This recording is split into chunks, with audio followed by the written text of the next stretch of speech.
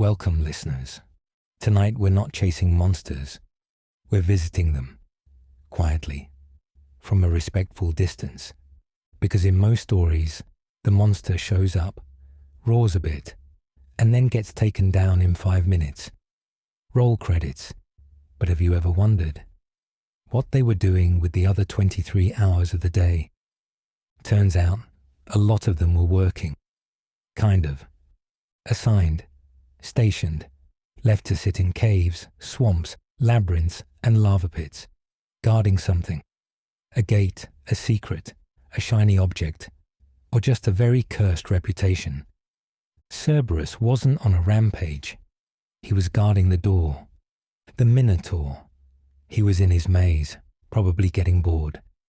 Not his fault someone locked him in there.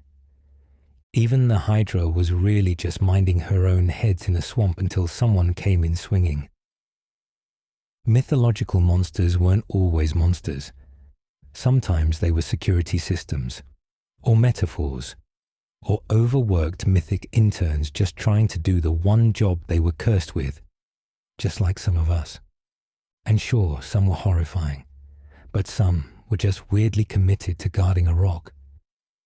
Tonight, we're taking a slow stroll through their stories. No swords, no boss fights, just a quiet look at what these creatures were actually guarding and why. Some will be tragic, some petty, some suspiciously bureaucratic, but all of them will be interesting. So settle in, dim the lights, and if you want, let me know in the comments where you're joining from and what time it is there. Let's start in the underworld, with a dog who had one job, 3 heads, and 0 interest in fetch. There at the gateway to Hades' realm sits Cerberus, 3-headed canine extraordinaire.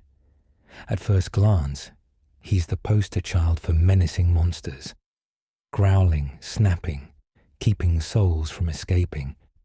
But have you ever thought about what a day in the life of the underworld security guard looks like? Cerberus isn't exactly binge-watching gloom or patrolling a fiery brimstone perimeter. His day is more structured. Hades expects punctuality. Be at the gate at dawn, says Hades. Make sure no shades slip out. That's kind of it. No epic fury, no dramatic transformations, just watch. Wait, repeat. In quieter hours, Cerberus might do standard dog things, chasing after rebellious spectres, fielding questions from confused newcomers, maybe even indulging in a midday nap near the Styx. Imagine a giant cursor on a duty roster. 324 souls passed. Good boy, Cerberus. No overtime pay, but plenty of eternal kibble. You know, being on call forever tends to get repetitive. No surprise visits from heroes, because they usually avoid gate security. No fireworks displays. Maybe he chews on a discarded sickle, or lingers by a ghostly river fishing for stray souls. Souls aren't edible, but one can pretend. And when Heracles shows up, again, to leash him as part of a labor, Cerberus quietly cooperates. He's not being stunned by heroism or thunderbolts, just following orders. At the end of the shift, he returns to his post, no dramatic fanfare, because Hades doesn't do performance reviews. So next time you see a chiseled statue or hear the name Cerberus, remember, between duties, he was the perfect employee, stoic, loyal, underpaid, since dogs don't get wages, mythical or otherwise. A good boy with serious workplace dedication. And speaking of workspace dedication, let's paddle out from the underworld gates and drift towards some watery territory, where the next creature stands, watch over swamp and solitude. Deep in the marshy expanse of Lerna, the Hydra quietly stood guard. It wasn't about chaotic rampaging. Far from it. This multi-headed serpent had a very clear job. Keep that part of the swamp safe from intruders, trespassers, and overly ambitious heroes. Picture it: thick reeds, misty water, curious frogs croaking at dusk, and somewhere submerged, Hydra's heads bobbing up and down, scanning the perimeter. She wasn't actively hunting. She wasn't terrorizing villages. Instead, she was doing what she does best: guarding her patch of land, making sure nobody messed with the ecosystem. Now sure, heroes like Heracles showed up with big egos and bigger clubs, aiming to gorge themselves on glory by crushing her 6 heads. Okay, 9 heads, depending on the myth. Meanwhile, the Hydra just hissed and did its job. Until that fuss started. "Nope," she said. "Not today. Not in my swamp. If you listen carefully, you might hear the individual heads chatting. Did you get the mail? Water's too damp today. I think someone's coming." It's not madness. It's coordination. A Hydra with 9 sets of eyes does surveillance better than any human guard. Most days were quieter. Hydra likely spent her time cleaning up branches that drift down the river, scaring away swamp pests, or keeping stray otters from passing her territory. Maybe playing a board game with herself. Multiple heads, multiple dice rolls, more chances to win. So yes, her existence got interrupted by a certain heroic labor. But think of it less as rampage, more as dramatic layoffs. One swing of a club, a few burnt stumps later, and suddenly the job was gone. From stagnant swamp to patient guardianship, Hydra knew how to mind her own heads and land. But the world isn't always swampy and heady. Sometimes confusion arises in the dry air of riddles. Who or what is the chimera? A curious patchwork: lion's head, goat's torso, serpent's tail, and somewhere in there endless confusion. Legends describe her as a terrifying creature, breathing fire and sowing chaos. And yet, if you strip away the dramatic backstory, she wasn't guarding anything in particular. She was just strolling through her patch of countryside, minding her own business, until people decided she was behind everything. Imagine taking a quiet lesson from the lion's head, watching the horizon, the goat's body, maybe foraging, the snake tail, scanning the ground. Some gloomy amateur hour's hero arrives, sees a weird composite creature, and suddenly you're the face of disaster. Village on fire? Chimera. Disappearing goats? Chimera. Bad cow milk? Chimera. Her name becomes shorthand. It must have been the chimera. For this creature, every day began with the quiet hope: I won't be blamed today. But inevitably, some panicked villager would scream, "It's back, the 3-headed monster." And she, still half dozing, would go, "I really just want a nap." Sure, one day Bellerophon shows up riding Pegasus, armed with spear and purpose. He wants proofs.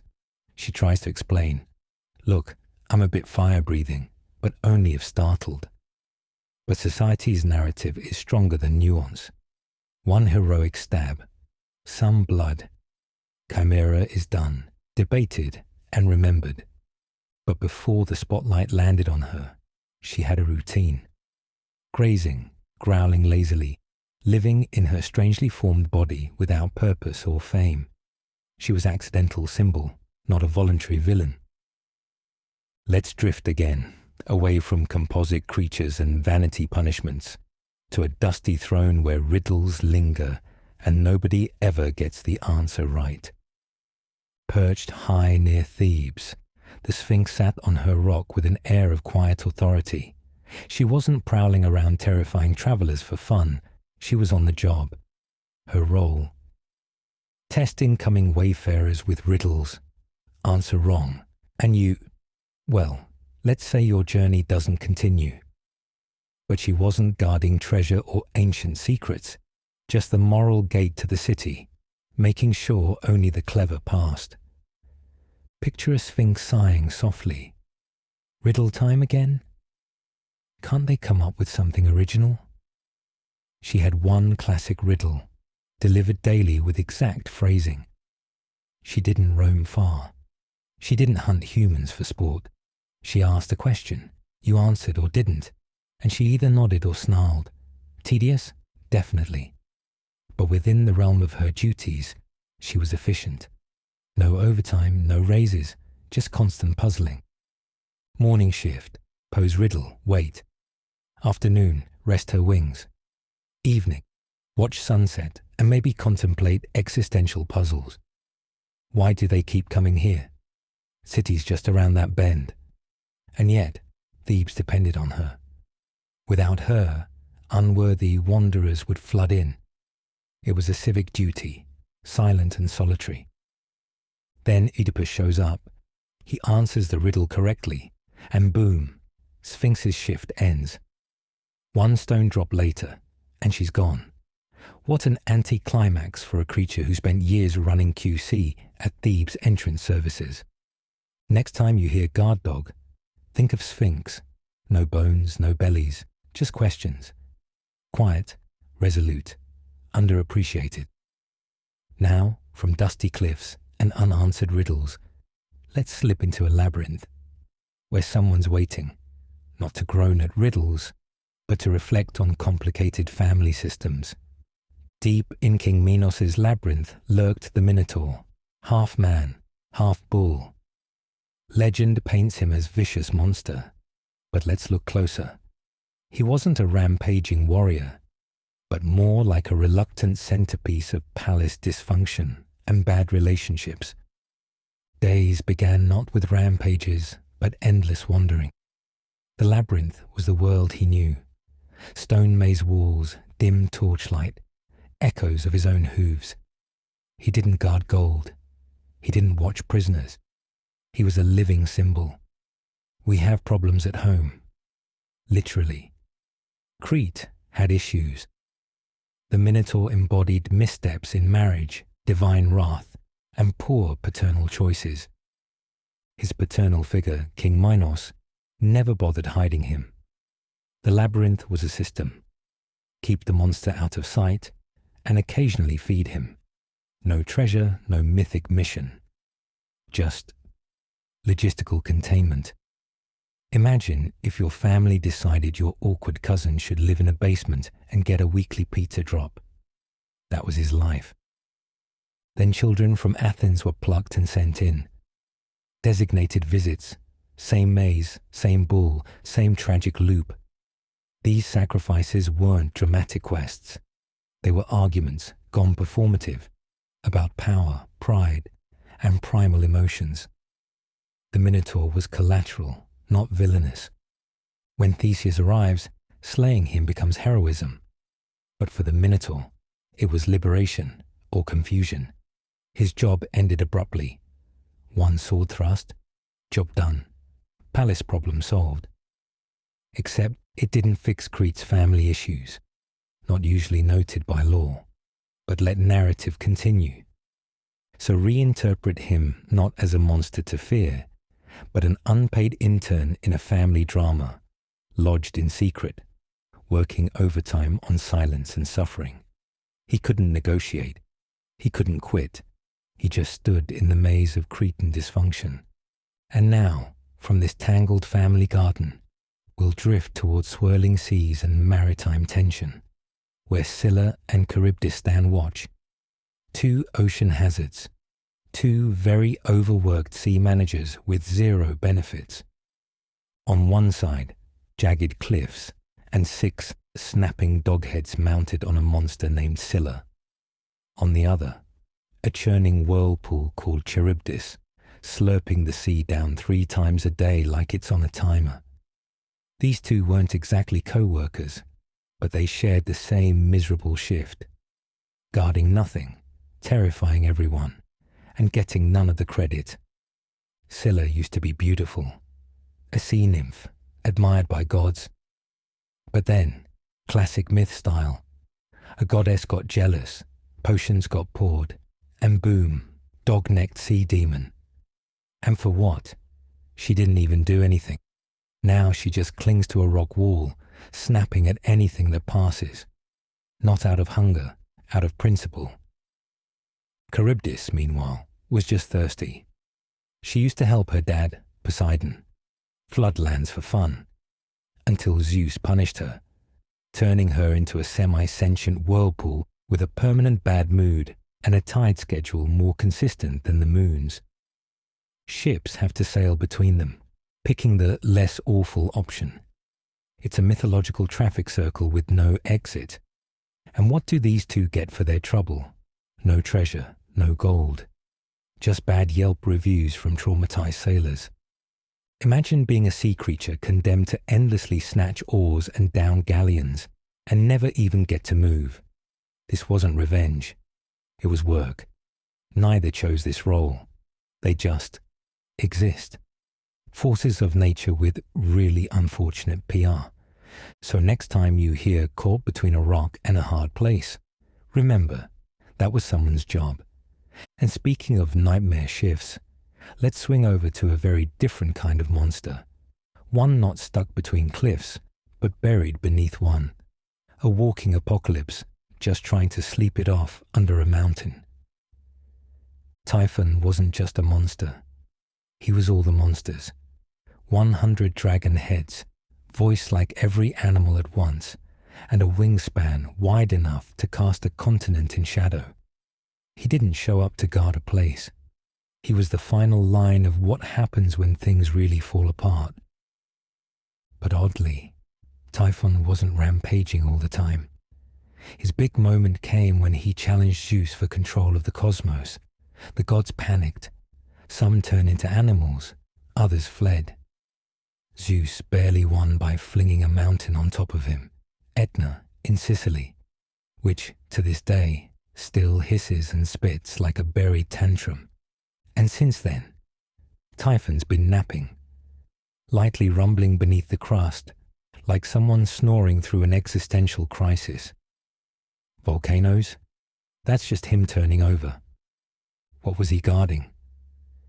Technically, chaos itself. He was the final boss, the do not disturb sign of Greek mythology. If he woke up, you knew something had gone very wrong. But unlike your average dungeon beast, Typhon didn't pace a hallway or rattle chains. He just existed as a threat. Insurance policy via intimidation. You could say he guarded fear itself. Or maybe he was just tired. After all, being born from Gaia and Tartarus, basically Earth and Abyss, means you're destined to carry some baggage. Most stories don't tell you what Typhon wanted. That's because he didn't. He didn't steal gold. He didn't eat sheep. He just wanted to win. And when he didn't, he went dormant. No shift rotation. No lunch breaks. Just endless underground sulking. Now let's slither towards someone with a bit more personality and a lot more eye contact. Not a war beast, but a misunderstood roommate cursed to guard ruins she never chose to live in. People always talk about Medusa's gaze. Turn you to stone, no eye contact, nightmare fuel. But few mention what she was actually doing with her time. Spoiler. She wasn't raiding villages or plotting world domination. She was stuck. Once a mortal woman, Medusa caught the eye of Poseidon, which led to an incident in Athena's temple. And instead of punishing Poseidon, because Olympian logic, Athena cursed Medusa. Snake hair, petrifying stare, and a one-way trip to isolation.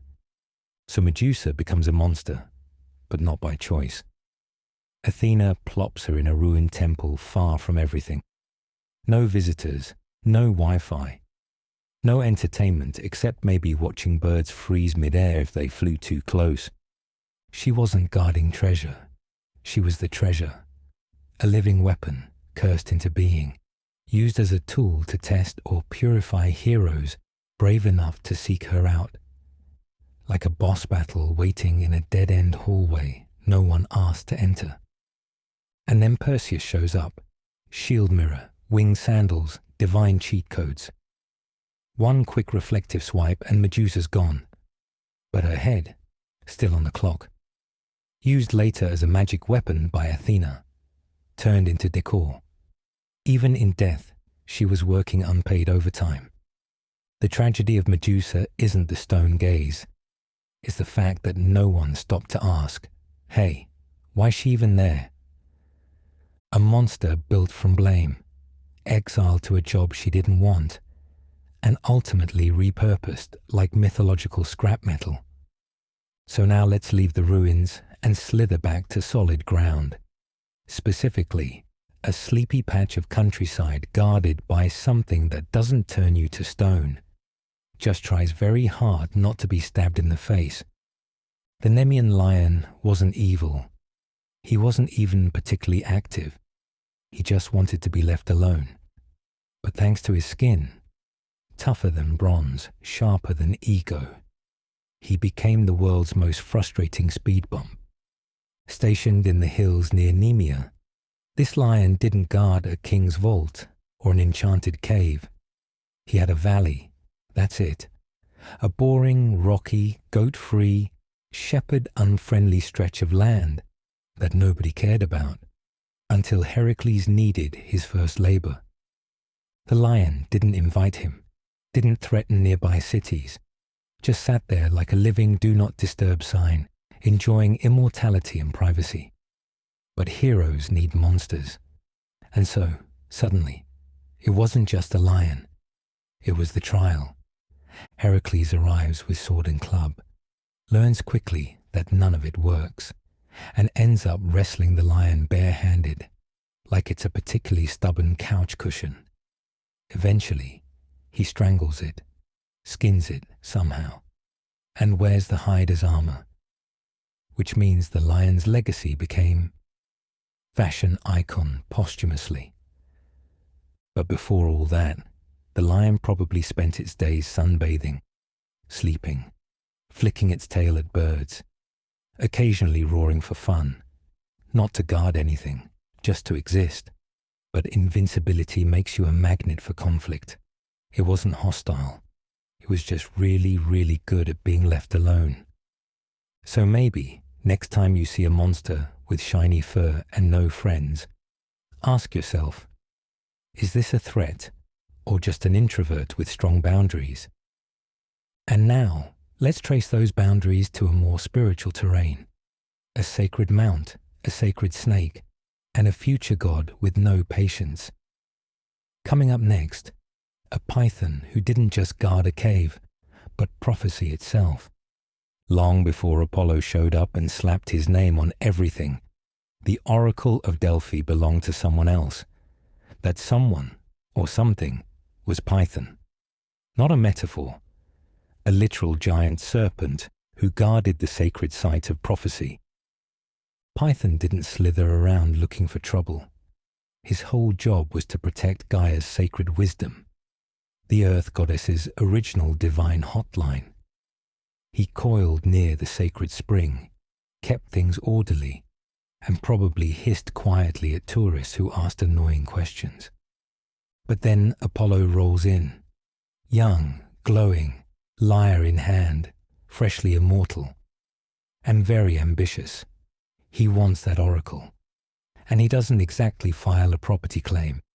He walks in, shoots Python with arrows, buries the snake under a rock, and renames the whole place after the corpse. Delphi.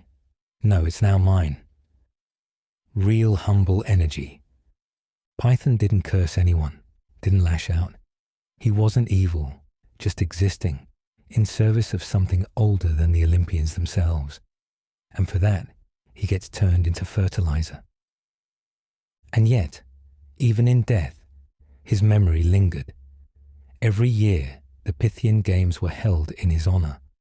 Or, let's be honest, to make Apollo look classy after a very unclassy takeover. It's like throwing a party for the guy you fired, while still sitting at his desk. So Python wasn't guarding gold or grain. He was guarding the voice of the earth, the future, and for his trouble, eviction by God teenager. Now let's stay in serpent mode, but move eastward, into the land of the Nile, where another chaos serpent lurks beneath the cosmic waters, always hungry for the sun itself. Every night, Ra, the sun god, takes his glowing boat on a cruise through the underworld, and every night, without fail, Apep tries to eat it. Apep, also called Apophis, isn't your average villain. He's not a rogue deity or a tragic beast. He's more like a cosmic glitch, a giant snake made of chaos itself, slithering through the Duat, the Egyptian underworld, waiting for his moment to strike. He doesn't want treasure, doesn't want revenge. He just wants the lights turned off, permanently. While other monsters guard temples or tombs, Apep guards non-existence. His job, or compulsion, is to unmake things, not destroy them violently, but undo them. Sunlight, no thanks. Order, hard pass. He wants Ra's solar barge flipped like a breakfast omelette, plunging the world into eternal darkness. And Ra, every single night, he has to fight this guy.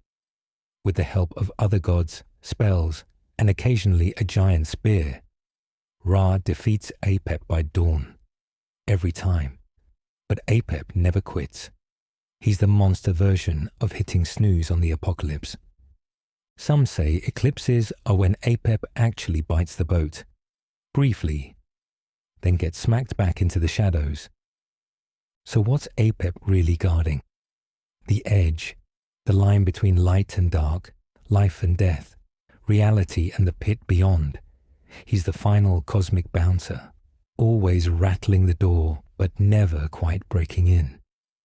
And somewhere, deep in that endless black, he's still coiled, still waiting, because even chaos keeps a schedule. Now, let's slither forward to someone a little more snack-based. Another creature of judgment, but this one isn't after the whole sun. Just your heart. In the Egyptian hall of Ma'at, where souls are weighed after death, there stands a creature who doesn't speak. She just waits. Her name is Amid. Her job, eat you. But only if you fail the test. See, your heart is weighed against the feather of Ma'at, the cosmic standard of truth. If your heart's lighter, congrats, you move on to paradise. If heavier, it means you were a little too greedy, a little too stabby, or maybe just rude to cats. And that's when Amit steps forward. She's part lion, part crocodile, part hippopotamus. Basically, a mix of the three scariest things ancient Egyptians could think of. She doesn't chase, doesn't growl. She just opens her mouth and ends you. No reincarnation, no retry. You don't even get a ghost. It's full deletion. But here's the thing. She's not evil. She's not even mean. She's more like divine recycling. She doesn't hunt the innocent. She just cleans up the bureaucratic mess when someone flunks their cosmic morals test. And what does she guard? Not a treasure, not a gate, but judgment itself. The consequences, the moment after the decision, when someone has to carry it out. She's the silence at the end of the sentence. She never gets thanked, never gets temples. No one prays to her.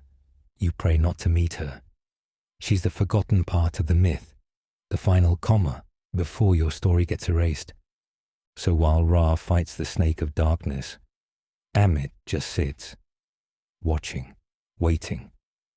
The original, you had one job monster, and she's never missed a meal. And now, from divine judgment to demonic mischief, let's slip east to Mesopotamia, where one very misunderstood creature just wants some alone time. In Mesopotamian myth, few names sparked more dread than Lamashtu. She's described as a lion-headed, bird-footed demoness with a thirst for blood, disease, and general misfortune. Mothers feared her, priests cursed her, and everyone blamed her when something went wrong. But here's the twist. Lamashtu wasn't summoned. She wasn't sent. She wasn't cursed by a god. She chose this. Which raises a question. What was she guarding? Well, not gold, not a temple. She was guarding solitude, the space between life and death, the anxious gaps between safety and disaster. And she was really good at it, which made her deeply unpopular. People made amulets to ward her off, especially during childbirth. Her name was scratched onto clay tablets and thrown in rivers to keep her away. She wasn't a monster you fought. She was a monster you pleaded with to please go somewhere else. She's often compared to Lilith, but even that's too neat. Lamashtu wasn't rebelling. She wasn't out for revenge. She was just out, walking the margins of society, carrying fever and fear like a handbag, a patron saint of bad timing and cold sweats. And the thing is, she didn't do it for chaos. She wasn't under orders. She wasn't evil in a moustache-twirling way. She simply was, a personification of everything you can't control. Miscarriages, night terrors, fevers that came out of nowhere. Her job wasn't to punish. It was to exist in the space people wished didn't exist, which, ironically, made her the perfect monster to guard the fragile boundaries between life and whatever comes next. Now let's take a deep breath and step into the forest.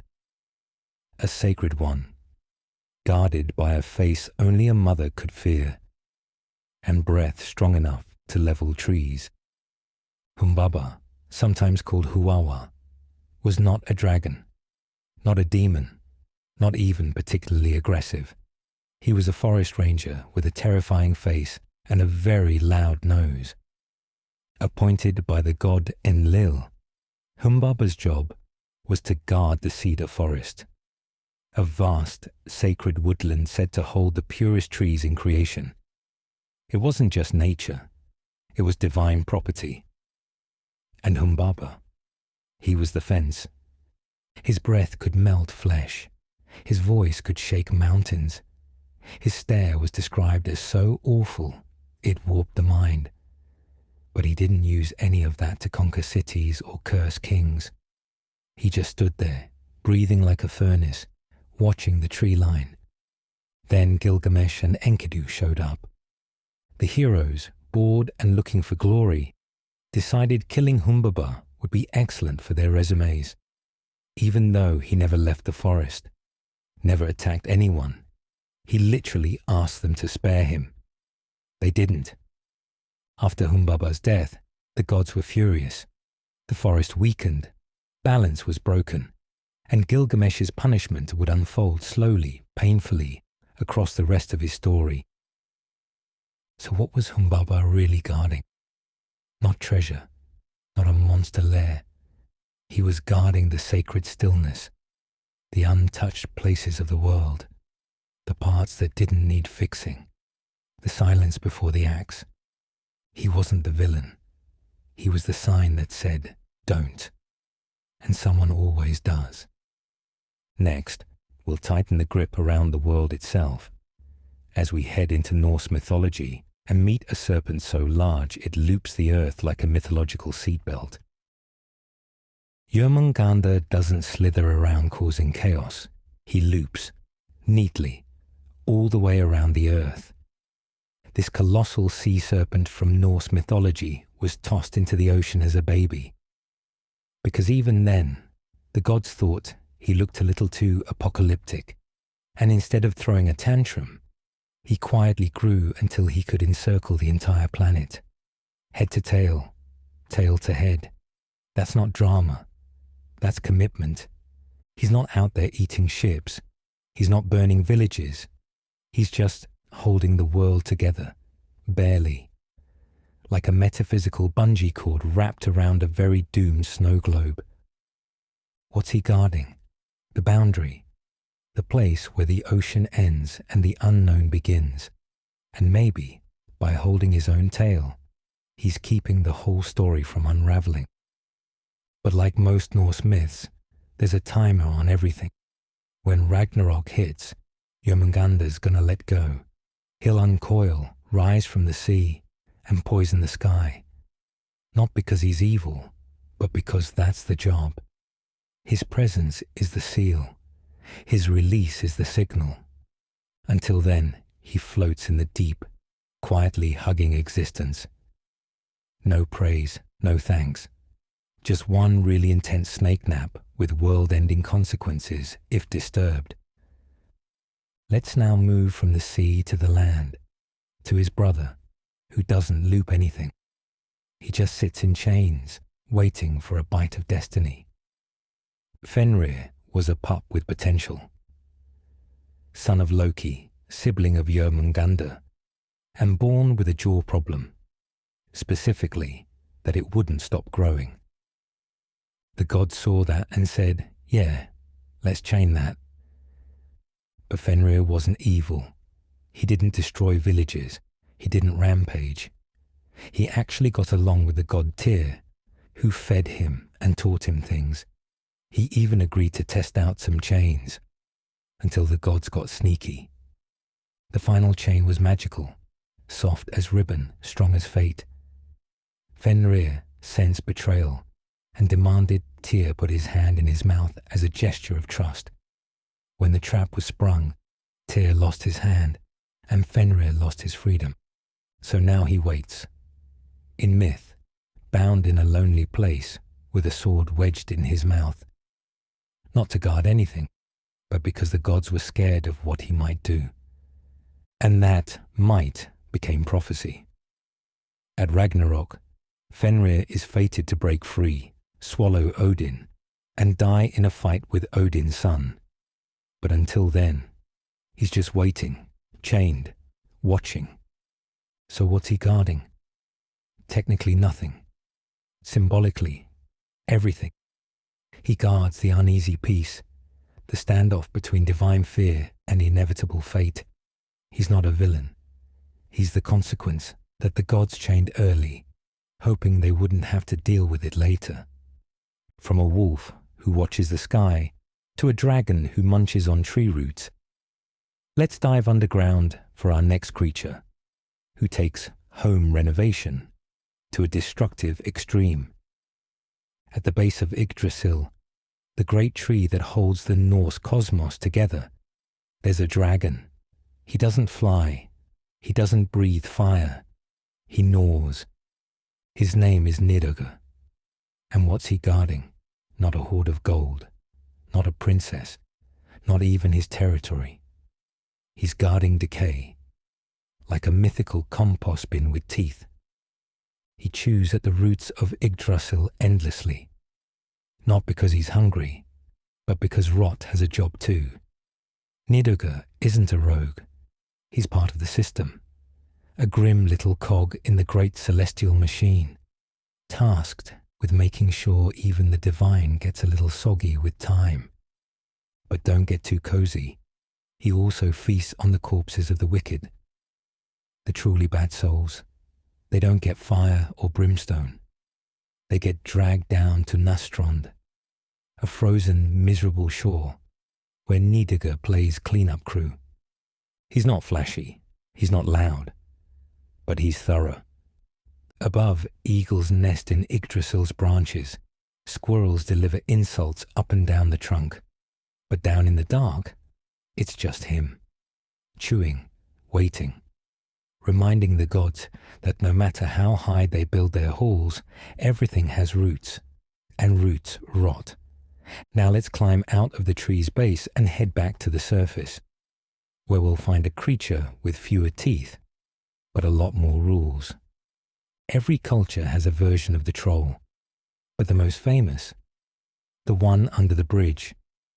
They don't live in caves, they don't storm castles, they just park themselves under wooden crossings and demand a toll. And if you don't pay, you're not getting a fine, you're getting flung. But here's the thing, trolls aren't random, they've got rules. Some want riddles solved, some demand coins or songs. Others want you to prove your bravery or recite a password. It's less like facing a monster and more like hitting a fantasy DMV staffed by a very cranky bouncer. Why bridges? Because trolls are liminal creatures. They guard transitions, places that aren't quite one thing or another. Not land, not water, not here, not there. They're mythological gatekeepers for life's awkward middle steps. They're petty, but it's organized pettiness. And most trolls, they don't want to eat you. They just want you to respect the process. Cross respectfully. Pay the fee. Don't act like a hero unless you've packed a sword and a clever comeback. So what are they guarding? Not treasure, not glory. They're guarding boundaries and the illusion of control over chaotic spaces. They're the cranky middle managers of myth, grumpy, territorial, and oddly bureaucratic. And now, from bureaucracy to bludgeoning, let's step into mossy castles and blood-stained ruins, where one of Europe's nastiest little goblins is about to make his entrance. Redcaps are not the cute kind of folklore creature. No bells, no riddles, no mischief. They bludgeon people with iron spikes and dip their hats in the blood. That's the whole vibe. These goblin-like beings haunt the ruins of old Scottish castles, especially ones that saw a bit too much medieval violence. They're short, fast, and alarmingly strong, like a cursed gym rat with no patience and a home decor theme based entirely on murder rustic. They don't lure, they don't trick. If you wander into their turf, they chase you, and if they catch you, you become the next coat of red for their namesake cap. But here's the kicker. They have rules. Redcaps can't enter consecrated ground, and they can be driven off by scripture or sacred symbols. So they're not random killers. They're territorial little punishment sprites, like the angriest HOA enforcers in all of legend. So what are they guarding? Mostly just the ruins. Not treasure, not secrets, just the space. It's as if the violence that once soaked those stones refused to leave and sent out a red-hatted gremlin to make sure no one else gets comfortable there. They're not strategic, they're not clever, but they are persistent. And they've got iron shoes, so you'll hear them coming. Too bad you'll also hear them running faster than you. Now let's leave the castles behind and head to the countryside, where a much larger, darker creature waits at the edge of thunderclouds and lonely roads. Blackshuck doesn't bark, it doesn't fetch, it doesn't wag its tail. It appears, and then something terrible happens. This phantom hound from English folklore roams the coastline and countryside, often near churches, crossroads, or stormy cliffs. Descriptions vary. Sometimes it's the size of a pony, sometimes a regular dog with glowing red eyes, always silent, always bad news. If you see Blackshuck, you don't die instantly. But the folklore says your death will follow, in a few days or weeks, or just eventually. It's less of an attack and more of an ominous calendar reminder. But what's it guarding? Not treasure, not people. It guards boundaries, between towns, between roads, between this world and whatever else is howling through the fog. Some say it's the ghost of a demon dog. Others say it's an omen, not a beast, a walking prophecy disguised as a canine. In some tales, it appears before great tragedies, like a spectral early warning system, and in others, it's more personal, trailing behind those who've strayed too far from home or kindness. It doesn't chase, it doesn't speak, but when you see it, you feel it, like cold breath on the back of your neck, like someone just flipped the switch from safe to not tonight. And with that, let's turn from roads and shadows to something a little wetter, a monster with hooves, a mane, and a serious problem with unsupervised swimmers. The Kelpie looks like a gorgeous horse standing near a quiet lake, gentle, saddle ready, just waiting for a rider. Don't. Once you hop on, your hands stick to its mane, your legs lock in place, and the horse dives into the water, dragging you under. No escape, no warning, just one last splash. Scottish folklore's Kelpie isn't evil, but it is selective. It's said to punish those who wander too close to deep waters, especially kids. Some tales say it devours its victims. Others say it just drags them to the bottom as a soggy lesson in caution. But here's the twist. Kelpies can shapeshift. Sometimes they appear human, charming travellers near rivers or lochs. Always beautiful, always strange, always just a bit too perfect. So what's it guarding? Lakes, rivers, boundaries again, not between land and sea, but between safety and foolishness. The Kelpie isn't hunting, it's warning. Don't play near the deep. Don't trust beauty without question.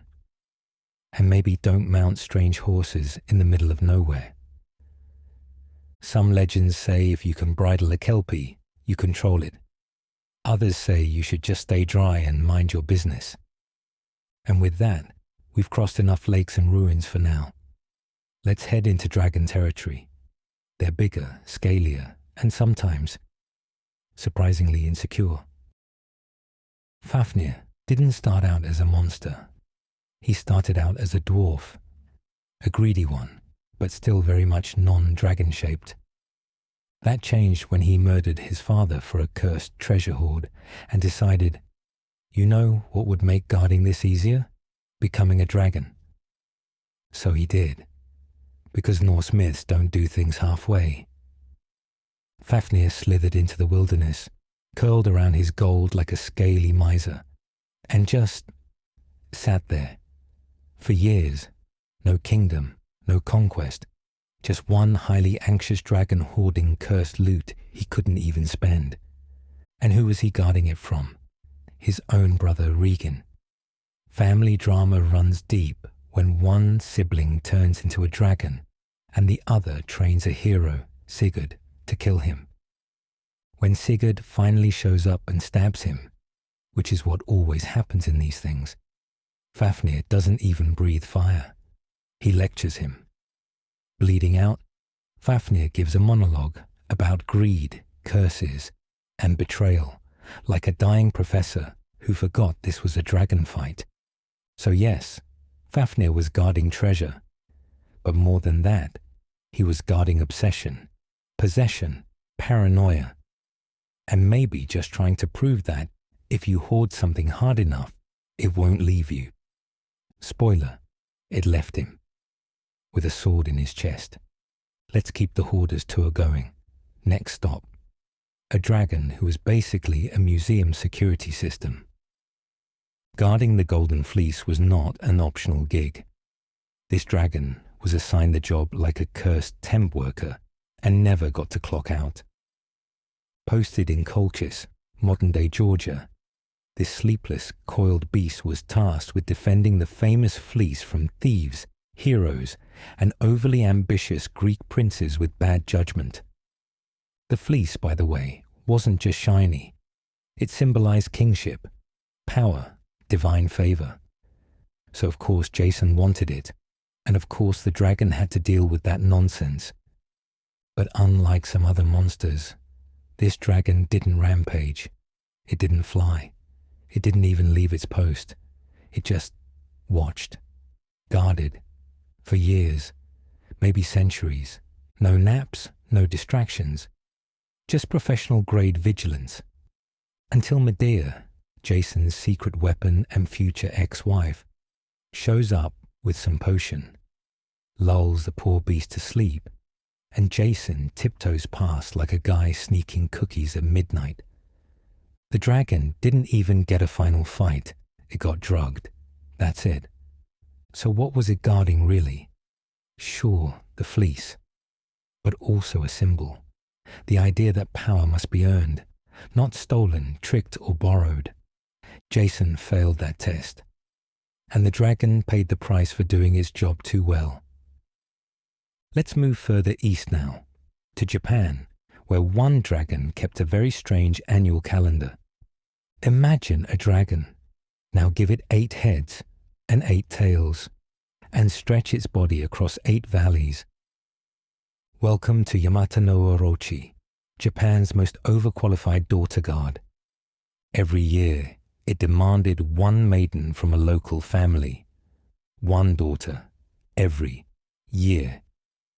By the time the story starts, this thing has eaten 7 sisters and is eyeing the last one like a seasonal snack. Why? It's never fully explained. Because Yamata no Orochi doesn't talk. It looms, it slithers. It's less of a character and more of a problem shaped like a natural disaster. Enter the god Susanoo, who, instead of attacking head-on, gets the dragon blackout drunk on sake. All 8 heads, wasted. Then he slices it to ribbons, finds a magic sword in its tail, and somehow gets the girl.